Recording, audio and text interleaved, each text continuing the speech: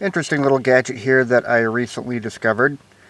This is an electronic potential converter for traveling.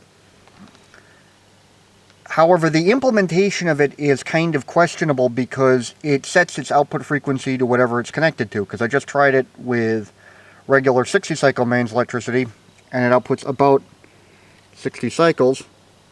Here I'm running it on this 50 cycle inverter and it's putting out about 50 cycles. There really ought to be a switch on the thing to say, hey, I want this output frequency, hey, I want this output frequency. So it's kind of dumb.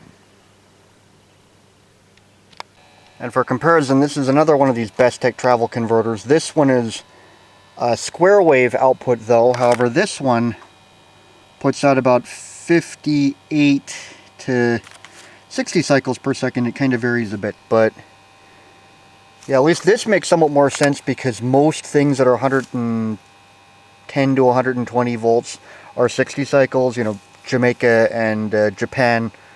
Part of Japan being exceptions. Yes, Japan's 100 volts because Japan is weird, but if you know anything about anything, you already knew that.